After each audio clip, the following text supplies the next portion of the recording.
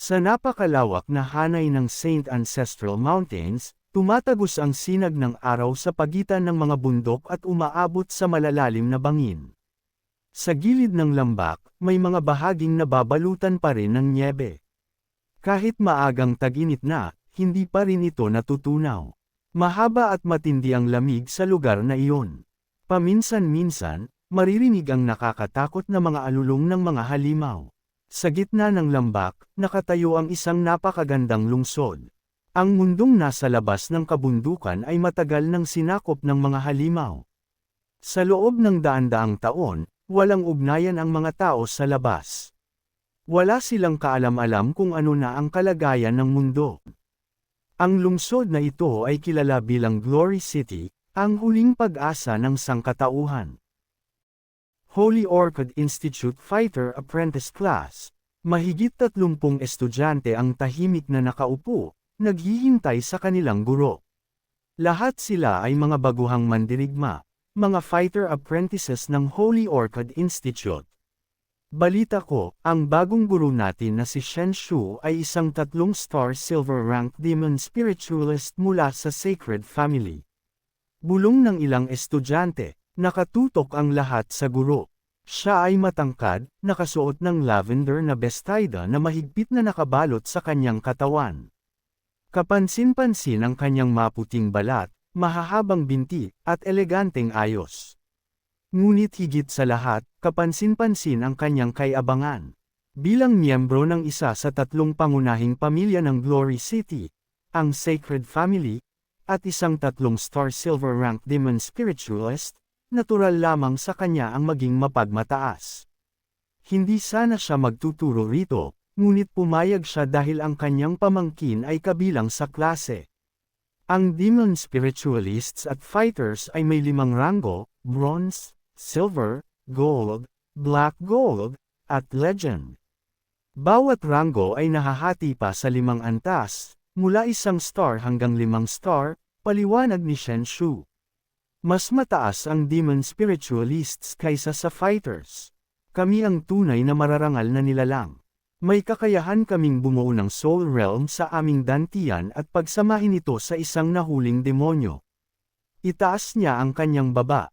Sa pamamagitan nito, nakakamit namin ang kapangyarihang hindi kayang tapatan ng mga fighter. Bigla siyang nagbago. Ang kanyang mukha ay naging matalim, tumulis ang kanyang mga kuko at ngipin, at lumitaw ang isang pulang buntot sa kanyang likuran. Ito ang kapangyarihan ng Scarlet Flame Fox, isang gold rank na halimaw. Ibig sabihin, ang pinakamataas kung maaabot ay gold rank, maliban na lang kung papalitan ko ito ng mas malakas na demonyo. Halatang halata ang kanyang pagmamataas. Namangha ang mga estudyante. Para sa kanila, ang gold rank ay halos imposibleng maabot. Sa likod ng klase, tahimik na nakaupo si Nieli, tila wala sa sarili. Maya-maya, unti-unti niyang binuksan ang kanyang mga mata. Ano? Nasaan ako? Mahina niyang bulong. Napatigil siya. Napansin niyang mas maliit ang kanyang mga kamay, mas makinis ang kanyang balat. Sa entablado, patuloy pa ring nagsasalita si Shen Shu. Biglang bumalik ang kanyang alaala. Ito ang taon na unang pumasok siya sa institusyon. Hindi maaari, nabuhay akong muli. Bulong niya, puno ng gulat. Naalala niya ang kanyang kamatayan, ang labanan laban sa Sage Emperor at 6 na deity rank beasts. Ngunit, ngayon, 13 taong gulang siya muli.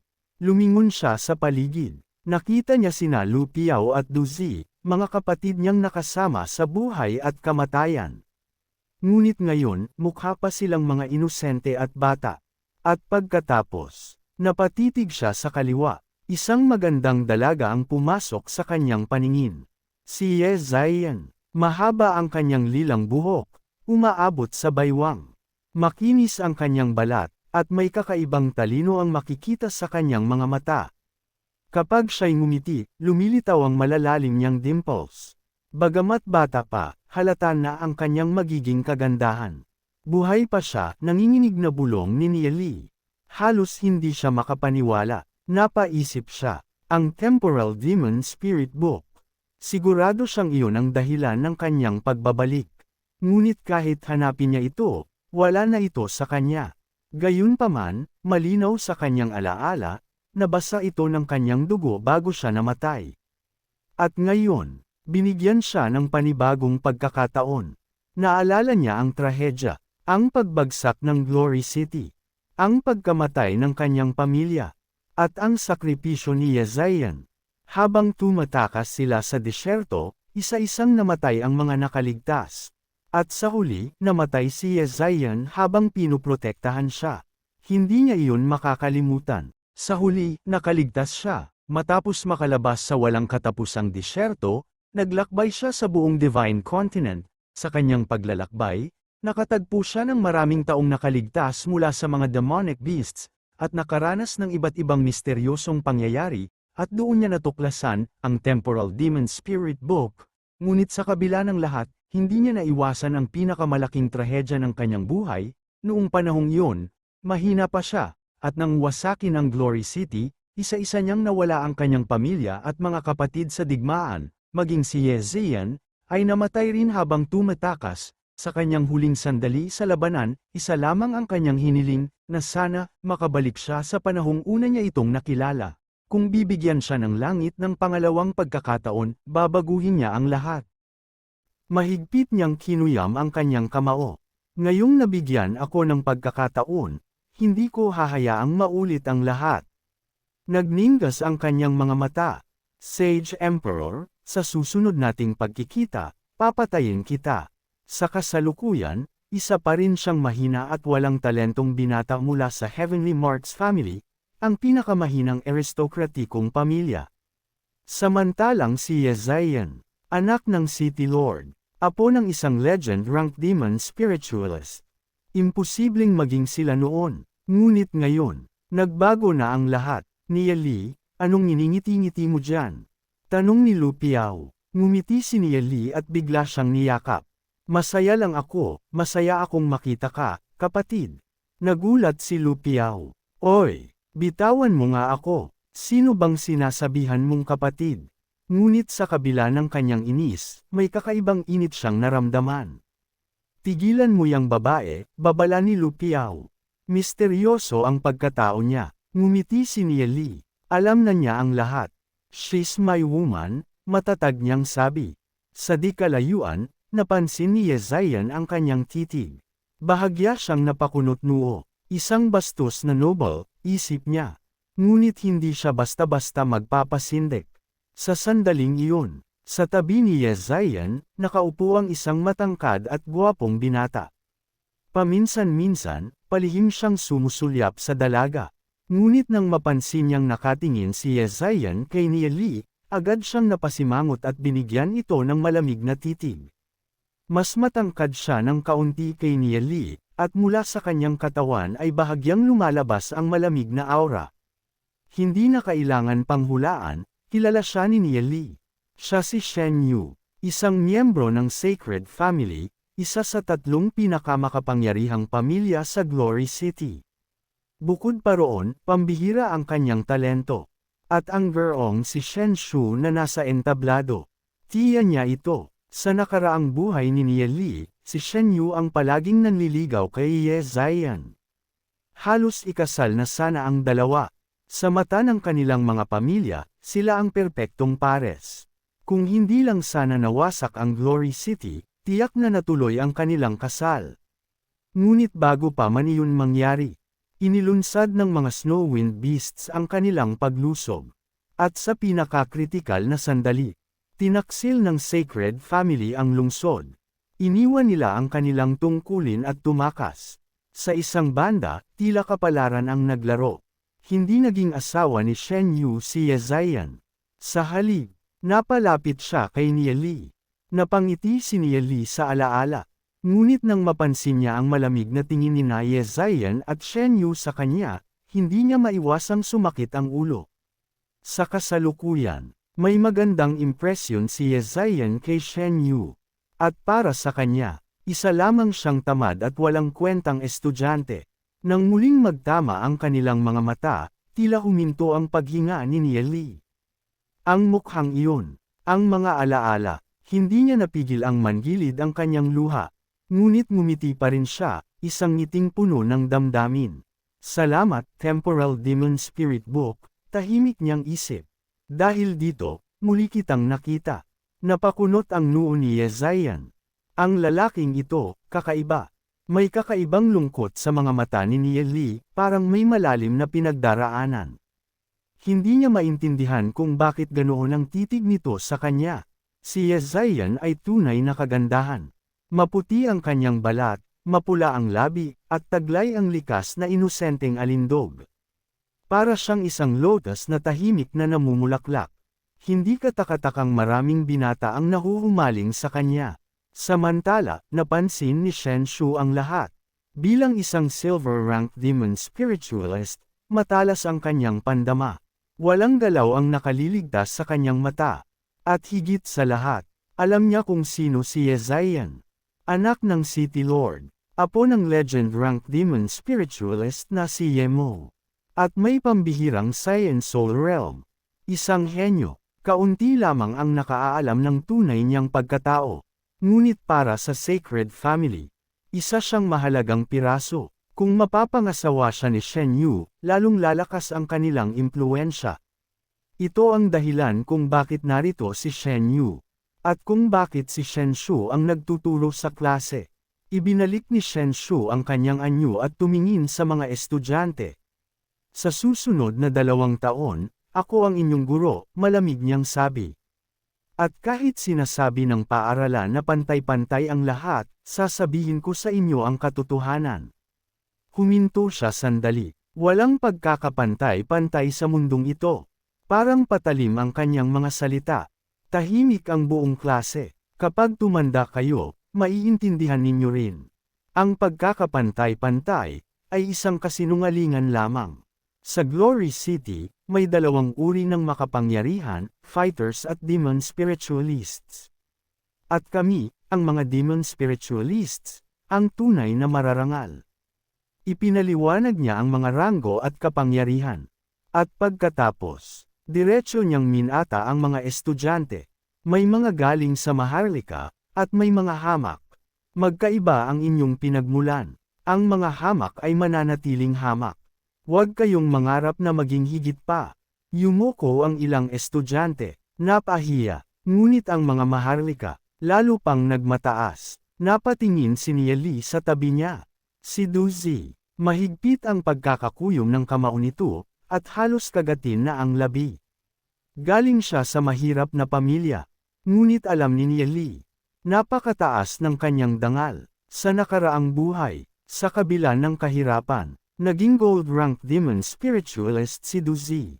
Sa sariling pagsisikap lamang, at sa oras ng sakuna, ang mga Maharlika ay tumakas. Ang mga hamak ang lumaban hanggang kamatayan. Dahil dito, umapaw ang galit ni Nieli. Wala siyang kahit katiting na respeto sa Sacred Family. Bigla siyang nagsalita, Teacher Shen Shu, may tanong ako. Nagulat ang buong klase. Napakunot ang noo ni Shen Shu. Ano iyon? Sinabi ninyo na ang Glory City ang huling lungsod ng tao. Ano ang patunay ninyo? Napuntahan na ba ninyo ang Endless Desert? Toxic Forest? Blood Moon Marsh? Spirit Gulf? Heavenly Luster Mountains? Northern Snow? Natigilan si Shen Shu. Hindi, malamig niyang sagot. Ngumiti si Nieli. Kung ganoon, paano ninyo nasasabing tayo na lang ang natitirang tao? Napabulong ang mga estudyante. Napaisip si Yezayan. Patunay. Malamig na sagot ni Shen Shu. Paano mo mapapatunayang mali ako? Ngumiti si Nieli. Atin pong pakinggan ang isang kwento. May isang palakang nakatira sa ilalim ng balon. Ang tanging nakikita niya ay ang maliit na bahagi ng langit sa itaas. Kaya naniwala siyang ganoon lang kalaki ang langit. Ngunit totoo ba iyon? Napatawa ang mga estudyante. Agad nilang naintindihan. Poloka sa ilalim ng balon, bulong ng ilan. Namula sa galit si Shen Shu. Ikaw. Sa malayo, napatawa rin si Yezayan. Hindi niya inaasahang may estudyanteng kayang patahimikin ang kanilang guro. Ngumiti si Nieli at commendat pa. Napairap si Yezayan. Ang kapal ng mukha. May isa pa akong tanong, dagdag ni Nieli. Ano na naman? Galit na sagot ni Shen Shu. Sinabi ninyo na ang hamak ay mananatiling hamak. Ngunit, hindi ba't si Yemo, isang legend-ranked demon spiritualist, ay nagsimula rin bilang isang karaniwang tao? Matapos marinig ang mga sinabi ni Nie Li, tila biglang nagliwanag ang mga mata ng mga karaniwang estudyante sa klase. Alam nilang lahat ang kwento ni Lord Yemo, isang alamat, isang taong umangat mula sa wala hanggang sa tuktok ng kapangyarihan. Ipinaliwanag ni Teacher Shen Shu na sa mahigit 100 taon ng kasaysayan ng Glory City, iisa lamang ang taong nakaabot sa rurok, si Lord Yemo. Isang alamat, isang henyo na hindi kayang pantayan. Ngunit biglang nagsalita si Nie Li, kalmado ngunit puno ng kumpiyansa. Ayon sa kanya, hindi hadlang ang pinagmulan ng isang tao. Basta may determinasyon at sipag, kahit sino ay kayang umangat. Si Lord Yemo ang isa sa pinakamagandang halimbawa na nagpapakita na ang potensyal ng bawat tao ay walang hanggan, at hindi ito nakadepende sa estado o katayuan sa buhay. Dito nanena si Shen Shu. Para sa kanya, puro ilusyon lamang ang sinasabi ni Nie Li. Hindi raw nito nauunawaan ang malupit na realidad, na karamihan sa mga tao ay hindi man lang nagiging mandirigma. Napatingin si Duzi kay Nie Li. Sa loob niya lihim siyang napaisip, tama nga, si Lord Yemo ang isa sa pinakamagandang halimbawa na nagpapakita na ang potensyal ng bawat tao ay walang hanggan, at hindi ito nakadepende sa estado o katayuan sa buhay. Ngunit patuloy na ginigiit ni Teacher Shen Shu ang kanyang paniniwala, magaling kang magsalita, aniya, na may halong panlalait, sa kanyang mga mata, hindi ito inspirasyon, kundi isang ilusyon, akala mo ba? Mababago ng magagandang salita ang malupit na realidad, tumahimik ang buong silid, ramdam ng lahat ang bigat ng kanyang presensya, isang tunay na nagmula sa mataas na angkan, tinitingnan mo lang ang tagumpay ni Lord Yemo, dagdag pa niya. Pero hindi mo nakikita kung ilan ang nabigo, at ni hindi man lang naging mandirigma, unti-unting bumigat ang atmosfera, para bang ang pag-asa na kanina'y nagliliyab, ay unti-unting pinapatay ng kanyang mga salita, pagkatapos, ibinaling niya ang tingin sa kausap niya, mata sa mata. Nie Li, tama ba? Isang malamig na ngiti ang sumili sa kanyang labi. Maaari kang ituring na may dugong marangal, aniya. Habang dahan-daang lumalapit, pero mukhang hindi mo alam kung kailan ka dapat pumasok, at kailan ka dapat umalis. Isang hakbang pa. Tingnan natin kung anong klaseng talento ang meron ka. Upang patunayan ang punto niya, inilabas niya ang resulta ni Nie Li. Red Soul Realm. Soul Force, 5. Physical Strength, 21. Isang napakababang marka. Sa mata ng lahat, wala itong pag-asa. Idiniin pa ni Shen Shu na sa ganitong talento, hanggang bronze rank fighter lang ang mararating ni Nie Li. At ang maging isang demon spiritist. Imposible. Agad siyang pinagtawanan ng mga kaklase. May mga nang insulto, may mga nang hamak. Sinasabi pa ng ilan na mas mababa pa siya kaysa sa mga karaniwang mamamayan. At ang tapang niyang magsalita ay pagtatago lamang ng sarili niyang kahinaan. At habang umiinit ang sitwasyon, isang boses ang biglang sumingit mula sa gilid, si Shen Shu, ang bababa ng talento, lumingon ang lahat. Pagkatapos dahan-daang nagsalita, punong-puno ng paghamak ang kanyang boses, ang mga tulad ninyo, hanggang sa pinakamababang antas lang ng Glory City ang mararating, napakunot ang noo ng ilan, ang iba na may napayuko, tila tinamaan sa kanyang sinabi. Ngunit hindi pa siya natatapos, bahagya siyang ngumiti, sabay tingin sa mga estudyante na parang basura lamang, kung hindi lang dahil kay Yezion, dagdag pa niya. Hinding-hindi ako papasok sa klaseng ito para makasama ang mga tulad ninyo. Sa gilid, si Yezian ay nanatiling tahimik, ngunit halata sa kanyang mga mata. Hindi siya sang-ayon, sapagkat naniniwala siya kapalaran. Galit na galit si Teacher Shen Shu. Sa ganyang talento mo, kahit sa sarili mong pamilya, wala kang mapapala. Wala kang makukuhang atensyon. Hindi pa siya tumigil. At nagawa mo pang maging bastos sa mga nakatatanda. Tahimik lang si Nie Li. Nakayuko, parang tinatanggap ang lahat. Pero, maya-maya, unti-unti siyang nagangat ng ulo. At sa sandaling iyon, nagbago ang aura niya. Teacher Shen Shu, Naniniwala ka ba na ang soul realm ang nagtatakda ng kinabukasan ng isang tao? Natahimik ang paligid. Matalim ang titig ni Nelly. Sa ugali mong yan, pinapaboran mo ang may talento, habang minamaliit ang mahihina. Biglang sumabog sa galit ang guro. Tumahimik ka. Sino ka para bastyusan ang guro mo? Pero hindi natinag si Nelly. Sa halip, lalo siyang tumapang. Hindi ako nahihiya sa sarili ko. Isang segundo ng katahimikan. Sabay ang linyang tumama sa lahat. Ako ang nahihiya, na ikaw ang naging guro ko. Nagulat ang buong klase. Walang makapaniwala sa lakas ng loob niya. Pero hindi pa siya tapos. Ipinapangako ko, sa klaseng ito, maraming commoner, ang lalampas sa inaakala mo.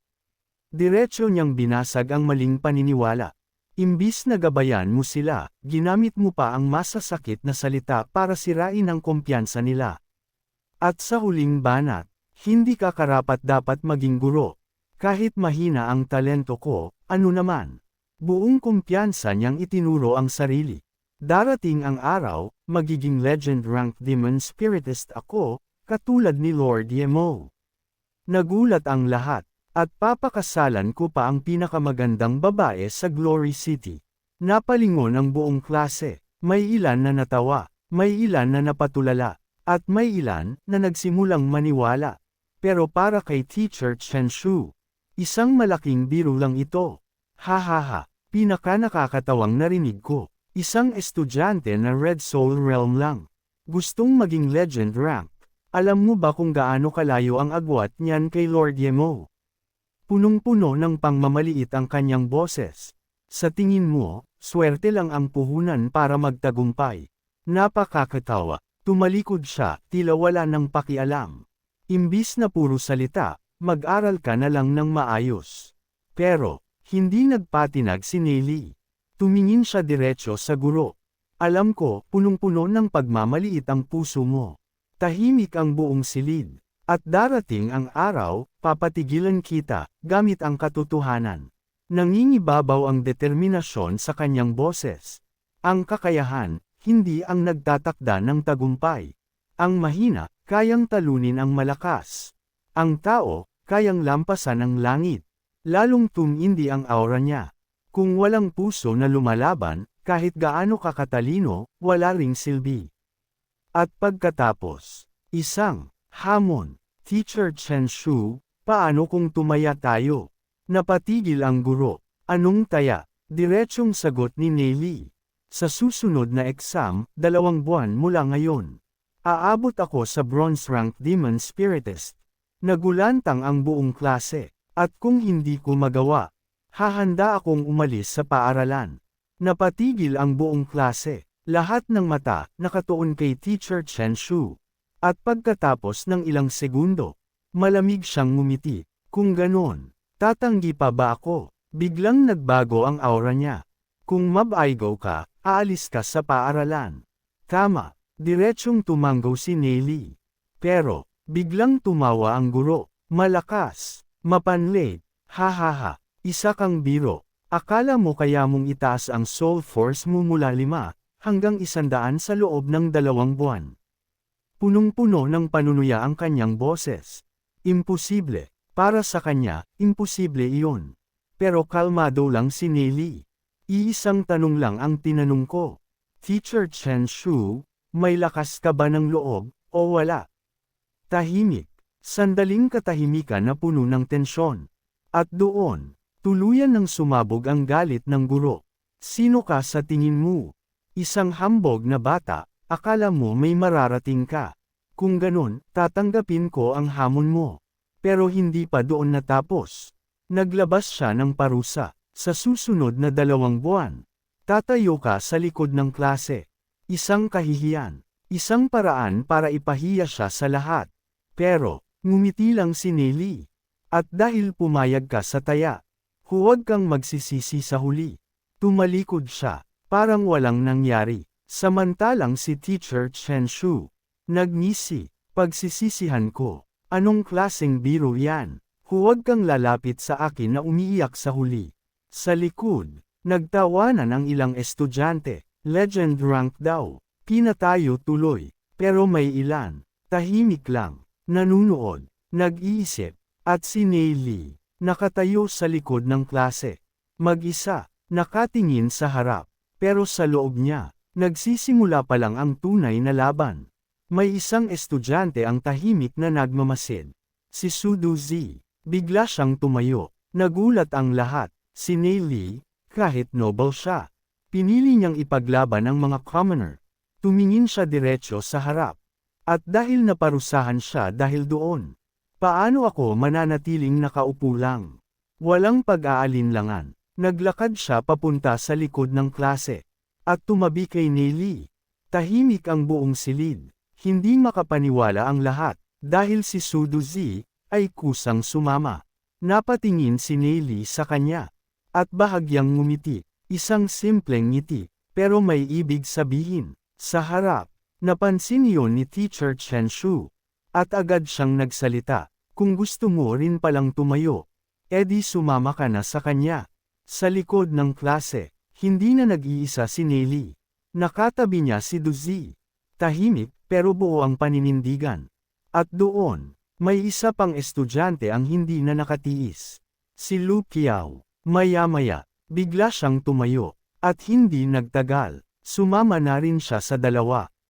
Haha, bakit nandito ka? Biro ni Neely. Ngumanga si Lu Qiao, sabay kibat balikat. Ang boring umupo, mas astig tumayo, di ba? Natawa si Neely. Haha, bagay sa'yo. Sa simpleng sandaling iyon, nabuo ang unang samahan. Sa likod ng klase, 3 estudyante, na hindi natakot tumayo laban sa lahat. Sa harap, may mga estudyanteng nagbubulungan. Mukhang mapagkakatiwalaan siya. Handa pa siyang tumaya para sa iba. At mukhang susuportahan ko siya hanggang dulo. Dahil sa pagtayo ni Neely para sa mga commoner, nakuha niya ang respeto ng karamihan at sinamahan siyang tumayo sa likod hanggang sa umabot sila ng 6. Unti-unting nagbabago ang pananaw ng lahat. Habang si Neely, nakatayo, nakangiti, parang alam na niya ang mangyayari. At maya-maya, bumalik ang klase sa normal. Magpatuloy tayo sa leksyon, sigaw ni Teacher Chen Shu. At narito na ang resulta ng Soul Force Test. Isa-isa niyang binasa. Yezi Yun, Science Soul Realm, Soul Force, 86. Shen Yu at Xiao Ninger, Green Soul Realm, Soul Force, 78. Namangha ang buong klase, mga henyo, mga elite. Ipinagpatuloy ni Teacher Chen Shu ang pag-aanunsyo. Malapit na silang makapasok sa isang Star Bronze Realm. At congratulations sa kanila. Palakpakan ang buong klase, punong-puno ng paghanga. Science Soul Realm, 86 na Soul Force. Grabe, baka maging legend rank pa sila balang araw. Usap-usapan ang mga henyo, ang mga elite, pero sa likod ng klase. Tahimik lang si Neely. Nakatingin sa harap, parang walang pakialam, pero sa isip niya, may isang pangalan, Xiao Ninger. Napatingin siya sa kanya. Isa sa pinakamalakas sa kanilang henerasyon. Isang henyo, pero, sa hinaharap na alam ni Neely, hindi maganda ang kanyang kapalaran. Sa pagkakataong ito, tutulungan kita, tahimik na pangako. Samantala, nagpatuloy ang leksyon. Paliwanag ni Teacher Chen Shu. Kapag umabot ang Soul Force sa 100, maaari nang matawag na isang Star Bronze rank. Pero, napakahirap marating ang antas na iyon. Karamihan, hindi man lang makakatapak doon sa buong buhay nila. Ipinakita pa niya ang sukatan ng lakas. Pagbuhat ng mabibigat na bato. Pagbasag ng kahoy gamit ang isang suntok. Iyon ang standard. Iyon ang inaasahan. Habang nagpapatuloy ang klase, ipinaliwanag ni Teacher Chen Shu ang sistema ng kapangyarihan. Ang Soul Force daw ay may 7 kulay. Red, Orange, Yellow, Green, Cyan, Azure, at Indigo. At dito pa lang, malinaw na ang agwat ng mga estudyante. Dahil ayon sa kanya, ang normal na tao ay may Red Soul Force lamang. At para sa kanila, halos imposible maging Demon Spiritist. Pero, Habang tumataas ang kulay, mas tumataas din ang talento. Ang orange at yellow, pwede pa, pero ang green at cyan, ibang level na, mga tunay na henyo. At isa sa mga iyon, si Ye Zion, Cyan Soul Realm, na may soul force na 86. Isang talento na kayang umabot sa isang star bronze rank sa loob lamang ng kalahating taon. At kapag nangyari iyon, makakapasok sila sa elite class. Isang hakbang papunta sa tunay na lakas. Pero habang abala ang lahat sa paghanga, may isang tao ang hindi natutuwa. Si Chen Yu, isang miyembro ng Sacred Family. May access sa elixirs mula pagkabata. At dahil doon, malayo na ang agwat niya sa karamihan. Ngumisi siya, at diretsyong hinamon si Neili. Para sakin, madali lang maabot ang 100 soul force sa loob ng 2 buwan. At sabay tingin kay Neili. Parang sinasabing, subukan mo kung kaya mo. Nagsimulang magbulungan ng klase, si Neili. Red Soul Realm lang yun. Ang lakas ng loob magsalita. Tanga at mayabang. Pero, hindi natinag si Neili. Sa halip, ngumiti lang siya. 2 buwan. Marami pa kong oras. Walang kaba. Walang pag-aalinlangan. Parang sigurado na siya sa mangyayari. At habang relaxed siyang nakasandal, biglang nagtanong si Lu Piao. Neili, gusto mo ba si Ye Zion? Sandaling katahimikan. At pagkatapos, isang simpleng sagot, oo gusto ko siya, diretso, walang hiya, napatingin na lang sa kanya ang kanyang mga kaibigan, hanga sa kapal ng kanyang pagmumukha. Nagbiro si Lu Piao pero may halong seryoso. Bilang tropa mo, kailangan kitang gisingin sa panaginip mo. Si Ye Zion, sobrang taas ng estado. Hindi siya abot ng tulad natin. Tumango pa siya. Maganda siya, oo, pero dahil kaibigan kita, hindi na kita kakompetensyahin. Parang may pagka-hero pa ang dating niya. Pero, biglang sumingit si Duzi. Pwede ba kayong maging realistic? Si Ye Zion ay isang super genius, Cyan Soul Realm pa. Malapit na siyang maging isang star bronze rank. At sa loob ng 2 buwan, makakapasok na siya sa official Demon Spiritist class. Dear Diretso, walang halong biro. Pagdating doon, lalo lang lalakas ang cultivation niya. Tahimik si Neili, pero nakangiti lang. Alam niyang totoo lahat iyon.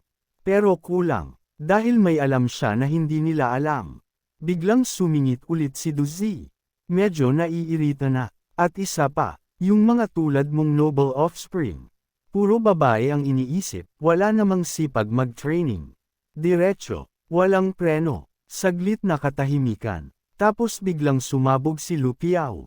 Ha? Ano sinasabi mo? Naninira ka ah. Nagta-training ako, okay. At pinakamalala na, kalahating araw lang ako nag-iisip ng babae. Tapos, natahimik ang lahat. Napatingin si Duzi. Nanlaki ang mata. Grabe, anong klaseng mga tao ba napasama sakin? Sa gilid, tahimik lang si Neili. Pero hindi dahil wala siyang pakialam. Kundi dahil, alam niya na ang lahat. Hindi napigilan ni Duzi ang sarili. Tumingin siya kay Neili, seryoso. Neili, payo ko sayo, tigilan mo na yan. Mag-focus ka na lang sa training. Diretso, walang paligoy-ligoy. Tapos ngumiti si Neili. Kalmado, huwag kang mag-alala, alam ko ang ginagawa ko. Hindi yabang, kundi sigurado. Napatingin si Lu Piao at Duzi sa isa't isa. At sa huli, sumuko na rin sila. Sige, anuman ang gawin mo, susuportahan ka namin. Simple, pero solid. At doon, mas lalo pang naging buo ang samahan nila. Biglang nagsalita si Neili. Mas seryoso na, Duzi, Lu Piao. Gagawin ko kayong pinakamalalakas na demon spiritist. Diretso. Walang biro, pero si Lu Piao, napakamot na lang ng ulo. Kalokohan yan, Red Soul Realm lang ako. Kahit may tulong ng elixir ng pamilya ko, fighter lang kaya ko. At ang pagiging demon spiritist, mas mahirap pa doon. Realidad ang sinasabi niya, pero, biglang sumagot si Duzi. At kahit maging fighter ka, ano bang silbi nun? Habang tumataas ang level, mas lalong humihirap ang training. At ang fighter na kapareho ng rank, hindi kayang tapatan ang Demon Spiritist. Diretso niyang sinabi ang katotohanan. Sa battlefield, kahit legend rank fighter, hindi pa rin katumbas ng Black Gold Demon Spiritist. Habang nag-uusap sila sa likod ng klase, may sariling mundo si Lu Piao. Naku, hindi ko kailangan maging legend rank fighter. Relax na relax siya. At kung maging gold rank fighter lang ako, okay na ko dun. Satisfied na agad. Pero, sa gilid, napatulala si Duzi. Literal na walang reaksyon. Parang iniisip, ganito ba talaga mag-isip to? Tahimik, pero ramdam ang disbelief. At doon pa lang, kitang-kita na ang pagkakaiba ng mindset nila. Si Lu Piao, kontento na sa maliit na pangarap. Habang si Nei Li, hindi pa man nagsasalita, alam mong mas malayo na ang target niya. Hinawakan ni Nei Li ang balikat ni Lu Piao. Kahit Red Soul Realm tayo, ano naman? Ngumiti siya, patutunayan natin na mali sila. Tapos nagtanong si Duzi, Nei Li, may espesyal ka bang paraan para ma-refine ang Soul Force? At makapag-cultivate bilang isang Demon Spiritist? Diretso, curious, at may halong pag-asa. Ngumiti si Nei Li, matalim ang tingin. Makinig ka sa akin, hanggat may matinding determinasyon ka, at hindi ka sumusuko, makakamit mo ang lakas na gusto mo. Magiging Demon Spiritist ka. Agad sumagot si Duzi. Walang pag-aalinlangan. Ako, kahit kailan, hindi ako sumusuko. Solid. Pero sa gilid, nag-aalinlangan si Lu Piao. Mukhang, komplikado yan. Pero kung magiging Demon Spiritist ako, hindi na ako kayang saktan ng ama ko. Tapos biglang bumanat si Duzi. Gusto mong maging Spiritist, pero takot ka sa hirap. Ganggang ka. Talaga, diretso. Walang preno, napatulala si Lu Piao, walang maisagot. Tumingin lang siya kay Duzi, na may kakaibang ekspresyon, at doon, muling nagsalita si Nei Li. Kalmado, hindi naman ganun kahirap maging Demon Spiritist, pera lang ang kailangan. Biglang nabuhayan si Lu Piao. Kung pera lang pala, madali, may ipon akong 2,000 Demon Spirit Coins.